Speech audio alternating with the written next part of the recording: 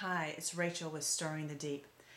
So I was just talking about in my video about how we're now in that time where that spirit is really coming into its fullness within us. So we've been called to the wedding, some have come, and those who have come in have been receiving the new wine. That new wine is that new spirit within you, but you've been going through this preparation phase as you get ready. So that marriage union of that truth that you had in you had the oil, the spirit of truth, that love of Christ. So now there's a fullness of Christ in you.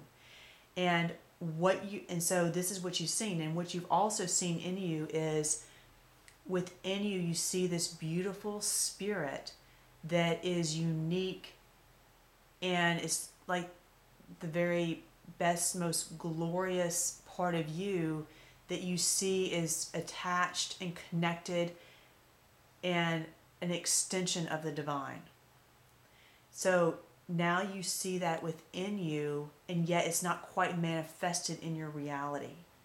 But it's that spirit that you want to bring forth into your reality. Okay? And so this time of pushing it's that spirit that you see being manifested. In John 1:3, so 1 John 3:1 says, "Behold, what manner of love the Father has bestowed on us, that we should be called children of God." Think about that for a minute. "Therefore the world does not know us because it did not know him." They don't recognize us. They don't recognize children of God, those becoming children of God. "Beloved, now we are children of God, and it has not yet been revealed what we shall be. But we know that when he is revealed," revelation of Jesus Christ, "we shall be like him, for we shall see him as he is." He is that fullness of God in mankind, in the creation. What you see is that beautiful, pure spirit within you that has the life of Christ. But that creation is unique to you. Sometimes I think when people talk about imitating Christ, they think to do exactly what he did. He had a certain purpose to fulfill. What we imitate is that complete surrender to the will of God. It's our will that God's will be done in our lives fully, totally, all the time. And if that is your will, that is what will be done within you. Because that's what God wants us. That's the desire that he desires all of us to come to. Because that gives us abundant life. That creates a bond of love with us and him and all creation. Because his will is one that creates and manifests the purest of love.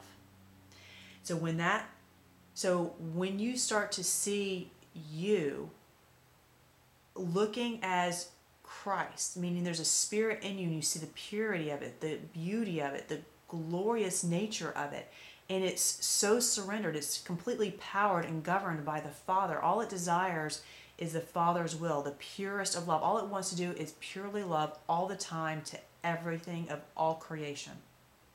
Okay? That's what the Father's will is. That's what the 2 commandments are.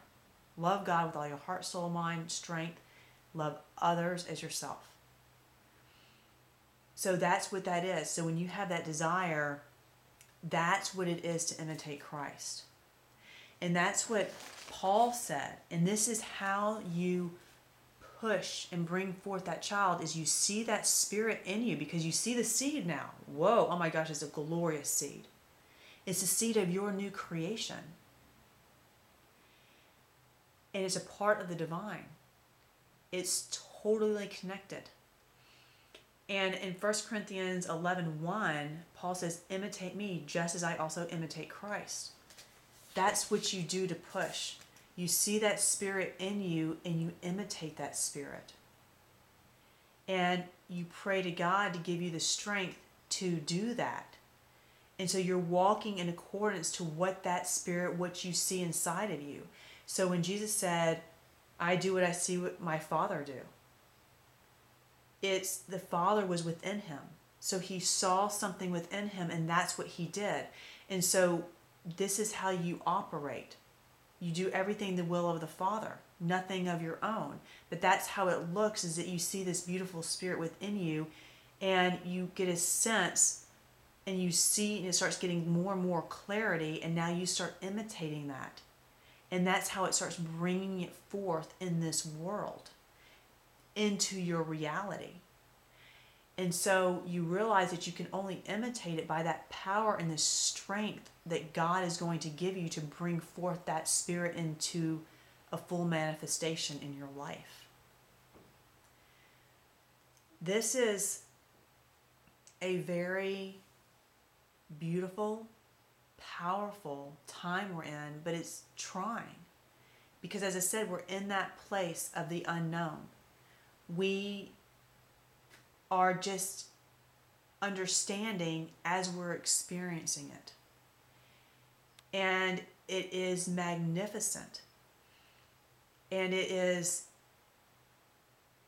definitely, you read in the Bible how the enemy, the lying spirit, comes against that child being born, that spirit being born within you. Because it is so glorious and so magnificent. And as that comes to life, that will destroy the lying spirits, that will destroy death, because it will be the power of the fullness of God in people, in this earth. And that is life. And when life comes, all it does is just going to spread and take over. That's what it does, until the last enemy is destroyed, which is death. So there is no more death, which is no more sin, which is no more lawlessness, which is no more wickedness, which is no more evil. But this is how it starts. This is what it feels like, this birth pains happening within you to bring forth that child. So keep pushing, seek that strength of God, and let him bring forth that spirit, that beautiful spirit that you see of you, filled with Christ. Let that all come into manifestation. By not looking back, by keep pushing forward, by focusing on that. And as you do that, that is what will help to bring it into full manifestation. Till next time, keep stirring the deep. It's the one thing that changes everything else.